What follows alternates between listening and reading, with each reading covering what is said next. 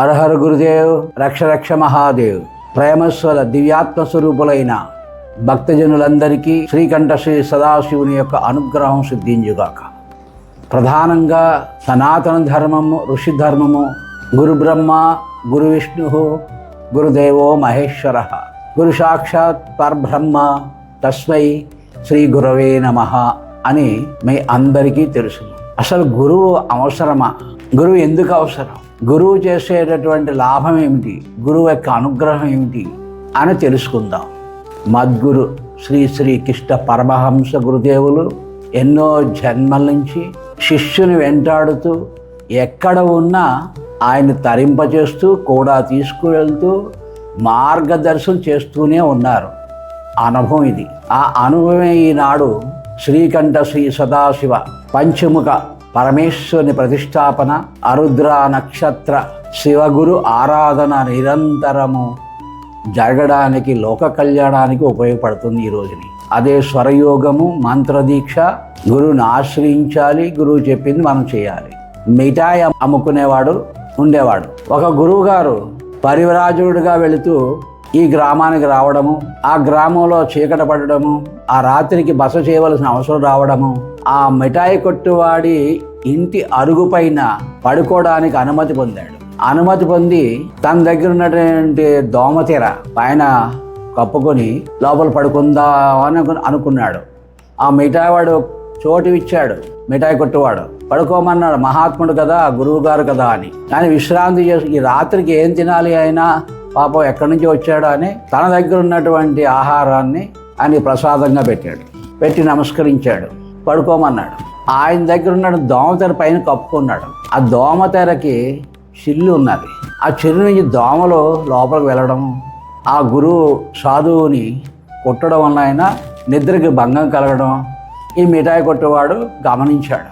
తన దగ్గర ఉన్న సూది దారం తీసుకుని ఆ కన్నాలు ఆ రాత్రి కాడ కుట్టి ఆ చిల్లు లేకుండా చేసి ఆ సాధు మహాత్ముడు పడుకోవడానికి అవకాశాన్ని కల్పించాడు. సుఖంగా నిద్రపోయాడు ఆ సాధువు. పొద్దున్నే లేచాడు. ఆయన హృదయం కరిగిపోయింది. ఈ గృహస్థుడు ఈ గురువుకి ఆకలి లేకుండా అన్నం పెట్టాడు, పడుకోవడానికి చోటిచ్చాడు, నా దోమతెరకి చిల్లులుంటే కుట్టి సేవ చేశాడే అని ఆయనకు హృదయం ద్రవించింది. ఆయన అనుగ్రహించాలనుకున్నాడు.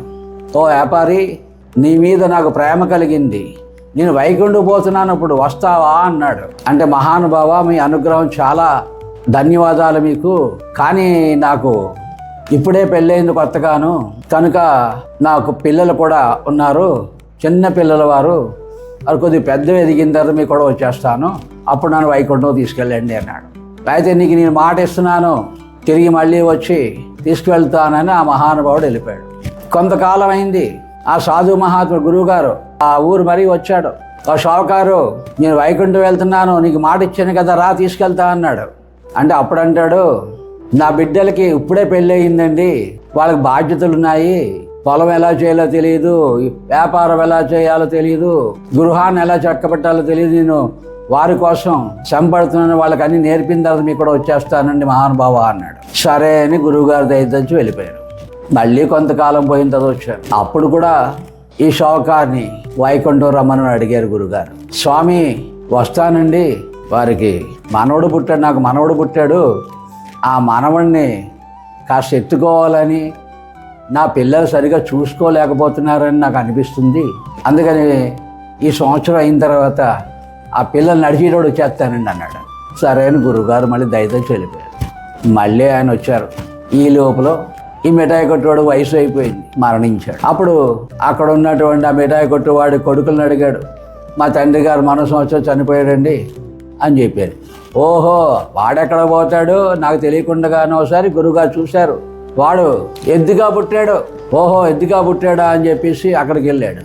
ఈ షావుకారికి ఉన్న పొలంలోని కొడుకుల కోసము, తన సంతానం కోసం, తన భార్య కోసం, పిల్లల కోసం అని మమకారంతో వారికి సంపద సంపాదించాలి, వారికి కూడబెట్టాలి, వాళ్ళకి గొప్పవాళ్ళు చేయాలి, వాళ్ళ కోసమే కదా నేను అంటూ ధనాన్ని దాయడము, కాపలాగా ఉండడము, మరి వారి కోసం శ్రమించడము అనేది తన డ్యూటీ అయిపోయింది. ఆ ఆలోచనతో మరణించాడు.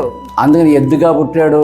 తిరిగి పొలంలోని ఎద్దుగా దున్నుతున్నాడు పొలాన్ని. ఆ ఎద్దు దగ్గరికి వచ్చాడు గురువుగారు. ఓ షావుకారు, నేను గుర్తున్నానా, రా వైకుంఠం పోదాం రా అన్నాడు. ఆ ఎద్దు రూపంలో ఉన్నటువంటి ఆ షావుకారు, మహానుభావ, నా కొడుకులు పొలం దున్నడం రాదు, వాళ్ళకి పొలం దున్ని పెడుతున్నాను, పంట చేతికి రావాలి కదా, నా కొడుకుల కోసమే కదా ఇందా చేసేది, కొంచెం ఆగండి వస్తాను తర్వాత అన్నాడు. సరే అని గురువుగారు దయచేసి వెళ్ళిపోయారు. కొంతకాలం పోయిన తర్వాత మళ్ళీ వచ్చారు. ఎద్దు కూడా మరణించింది. మరి ఏమయ్యాడా అని చెప్పి మళ్ళీ గురువుగారు చూశారు. కుక్క రూపంలో పుట్టాడు. మళ్ళీ కుక్క రూపంలో ఎక్కడున్నాడు? తన కొడుకులకి బందోబస్తు, కాపలా. నా కొడుకులు ఇల్లు రక్షించాలి, దొంగలు పడతారేమో, నా కొడుకుల యొక్క సొమ్ము దోచుకుంటారేమో అని కాపలా. అలా కాపలాగా కుక్కలాగా ఉన్నాడు ఆ షావుకారు. ఏమయ్యా, కుక్క రూపంలో ఉన్న ఓ షావుకారు, ఇప్పటికన్నా వస్తావా, రా పోదాం అన్నాడు. అదేటండి గురుగారు, మీకు అంత దయ లేదు, మహాత్ములు కూడాను, నా కొడుకులు అమాయకులు, నా భార్య అమాయకురాలు, ఎలా చూసుకోవాలో తెలియదు, మంచి చెల్లు, ఆ ధనం అది చూసుకోవాలి, దొంగలు ఏమైనా పడతారేమో, అందుకని కొంతకాలం పోయింది. వాళ్ళకి ఏమి అలవాటు అయిన తర్వాత వచ్చేస్తారని అన్నాడు. కొంతకాలం అయిందా కుక్క కూడా తెచ్చింది. అప్పుడు గురువుగారు మళ్ళీ వచ్చారు. ఏమయ్య, ఇక్కడ కుక్క ఉండా లేదయ్యా అన్నాడు. చచ్చింది అన్నారు. చచ్చిందా, అది ఎక్కడ పోతున్నావు సార్ చూశాడు ఆయన. ఆయన ఒక త్రాచు పాముగా తయారయ్యాడు. తెల్ల త్రాచుగా పుట్టాడు. ఒక క్రిమిగా పుట్టాడు, పాముగా పుట్టి తన కొడుకుల కోసము, తన బిడ్డల కోసము, తన వంశం కోసము రక్షించుకోవాలి అని సంపాదించాలి, రేపొద్దుని భవిష్యత్తు కోసం ఆలోచిస్తూ కూడబెట్టాడు ధనం. ఓ బిందులో పెట్టాడు, బిందుల్లో భూమిలో బాధ పెట్టాడు. కొడుకులకు కూడా చెప్పలేదు. తన కొడుకులకి అంటున్నాడు అంతే. ఆ నిధిని రక్షించడానికి కోటికి పడగెత్తిన చోట నాగులు కాపలా ఉంటాయి, నవనిధులు అంటారు. ఈ నాగిన రూపంలో అక్కడ కాపలా తిరుగుతున్నాడు.